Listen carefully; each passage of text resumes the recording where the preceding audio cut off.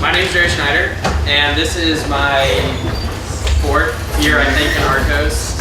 I think I've been here finally longer than everyone. So, if you have any questions about like past projects or anything, I'm probably the person to ask. A little bit about me. I've worked the past 2 summers as an intern at TripAdvisor, and I'm going to be starting there full time in January. So if you are interested in that, up here or thanks, Austin. Also worked at TripAdvisor also, and Will, and a bunch of other people, so you can ask a bunch of us.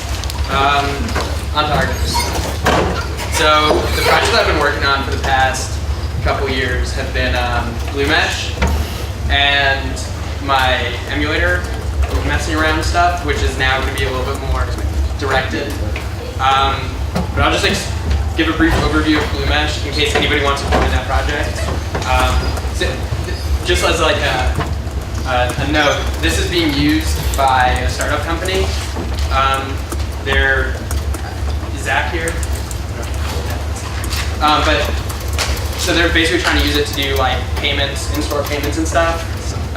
So if you want to work on a project that is going to be used by at least one person, you might want to jump on this one. Basically what it is a way to route data between Android phones over Bluetooth, and it uses a mesh network, so it's basically peer-to-peer, there's no server client.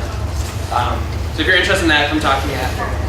We can talk to you about that. We could, but not yet. Maybe one day. So yeah, what I'm really going to be talking about today is my emulation framework for JavaScript and some other cool JavaScript things that you can do because I don't have a whole lot of work done already. But basically, what I'm doing with this project is creating a framework for you to do emulation. So you basically will be able to define some specs about what machine you want to create, like memory size and opcode size and stuff like that. And then you basically define your opcodes, how they, whatever they do, and then we'll take care of like all the display stuff and all the timing and resources, and that's basically what it's going to be. So there will be a cooler presentation about this later on this semester. And so far, what I've been working on with this is, so I basically needed to, if you're doing emulation, like the efficiency of things is really important because you don't want your emulator to run slow. So what I did was, this is the, that's really hard. Anyway, what this is some display code I wrote to basically make it really easy to manipulate the screen. So right now it's just refreshing like 1 pixel at a time. But this would be kind of slow. Like it's doing 1 pixel at a time, but you can see it. Like that's not good for emulation. So so basically you want to be able to time your function calls and be able to benchmark them so that when you're editing your code and stuff, you can go back and check your benchmarks and make sure that nothing is running, it's taking too long to run. So what I did was I created this cool little timing test for JavaScript. So basically what it does is it allows you to find tasks kind of like you would unit tests, if anybody's familiar with unit tests, and allows you to run them, and it'll tell you, you define a like a target time, and it'll tell you if it passed or if it failed, and you can rerun your tests individually. So it's like a good way to figure out if your functions are running fast or not. And then it'll work cross-browser. I won't show you, but you can take my word for it. And the way this works is, so basically I'll show you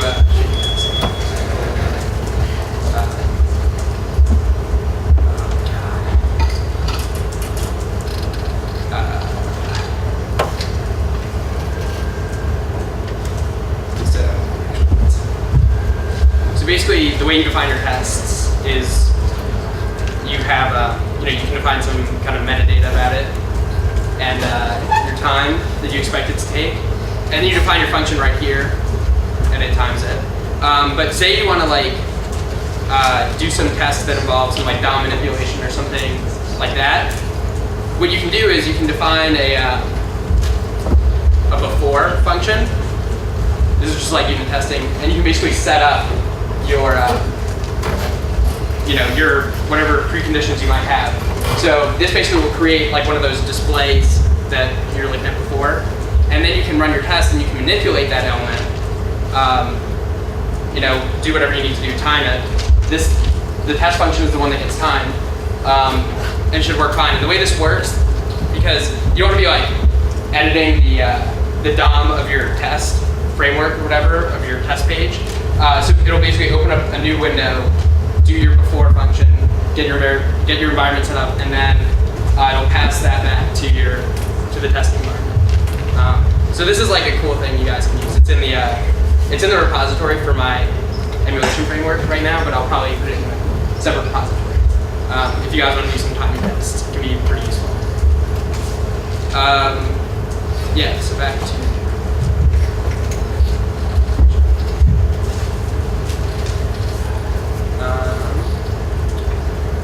alright. So I'm just going to go into some general JavaScript tips and tricks.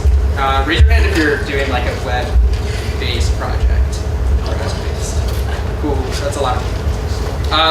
If you're not doing a web-based project, you should consider, if it can be a web-based project, I would recommend that you do that, just because it doesn't require people to download or install your software. It also makes it just available if you host it somewhere, and it's, you go to cross-browser, which you should, then it's just available to more people. So some considerations. So I'm talking about JSON-P. Who knows how this works? Who doesn't know how this works? Okay. So if you're familiar with like REST APIs, right? You make a request to the server, and it returns you some JSON data, right? Like pretty standard. But if you want to do any work with if you want to work with an API from the browser side, which I've done a lot of, if you've seen any of my other projects, this will not work because of cross-domain violation. So you basically can't make a request to another domain and get data because it's a security issue. So your browser won't let you do that. So the way that JSON-P works is it's pretty clever. It basically is kind of like this. This is a little bit, isn't exactly what it looks like, but basically what happens is you insert a script tag into your DOM with the source being the call to their API. And then there's, on the server side, they actually generate this, can you see mine? Okay. They basically generate, you specify a callback that gets called when the data comes back, and they basically put that into their script. So they put the call to your function in the script that they return, and with the JSON data as the arguments in the script. So the only real implication that this has is that your callback has to be in global scope for this to work, essentially, where you have to have some kind of reference to the object you want to call. But this is really cool, and you guys should just, if you're using this, you should be aware of what it does. And if you're writing an API, you should definitely think about implementing a JSON-P endpoint so that people can do some work with yours without having to set up a server. Here's another JavaScript thing that's really useful. Who knows how these work? Who doesn't? Okay, cool.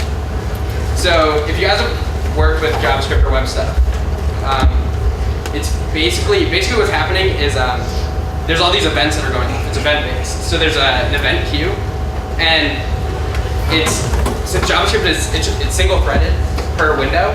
So what happens is it just pulls things out of the queue and just executes them. So what set timeout and set interval do are this is basically like a way to do some kind of event on a tick, or do some kind of infinite loop that'll just keep doing something.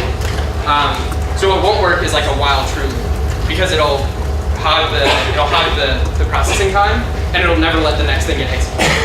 So your browser basically just freezes.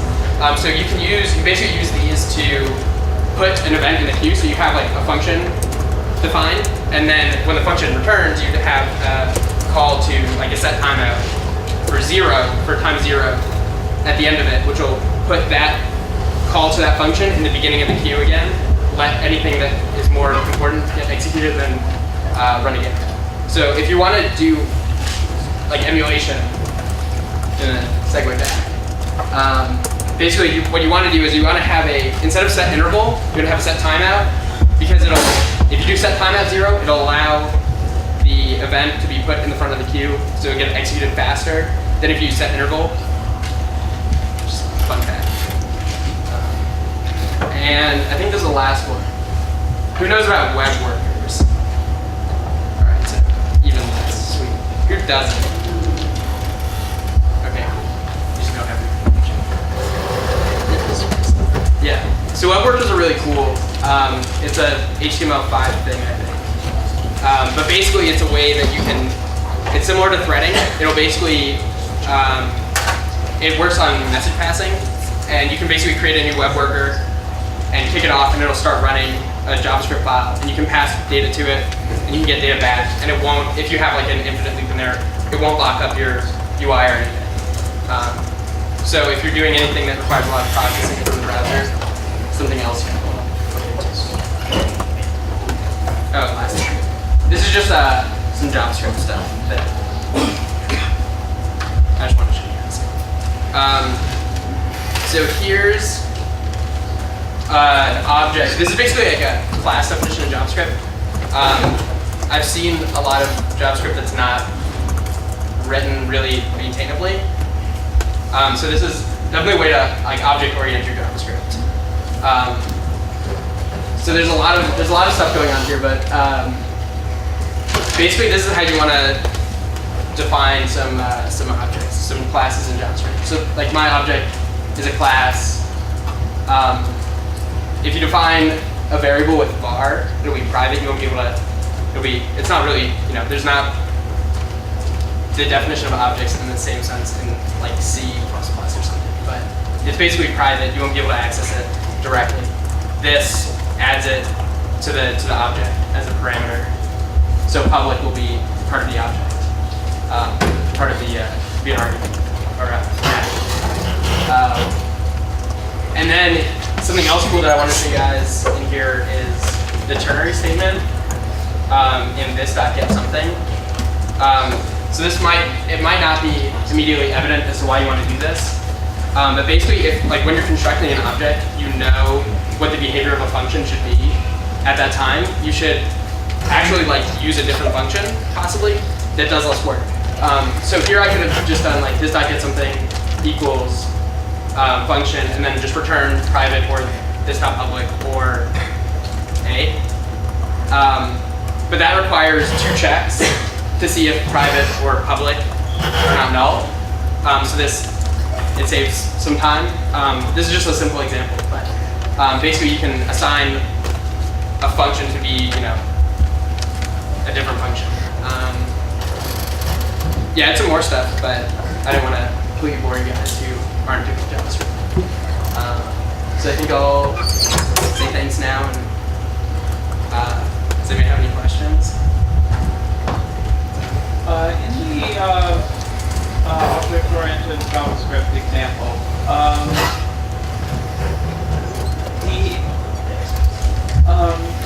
if public is, or assuming it's initialized with both nulls, and then public is later set with something else, they'll still return the third thing.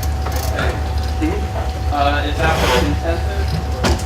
Yeah, I mean this is just an example of how this would work. But yeah, that's what the means.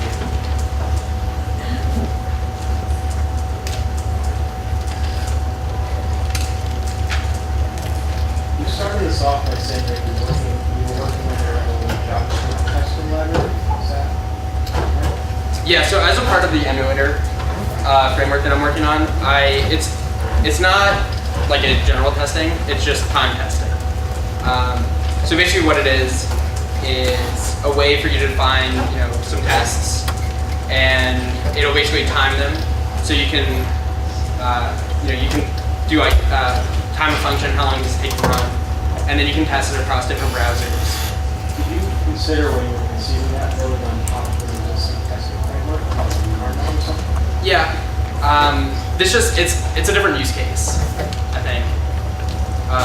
There's not a whole lot that I would want to use from those. I don't think that they would want to. So does everything exist on like one Kansas element in your emulator thing? Yeah, all the displays through. It's a single one then?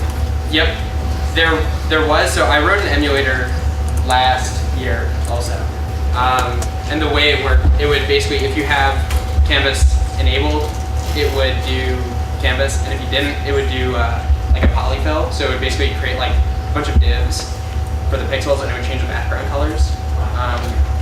And it worked really well, surprisingly, especially on like IE 7 or 8 or something. But it was just like, it's a lot of,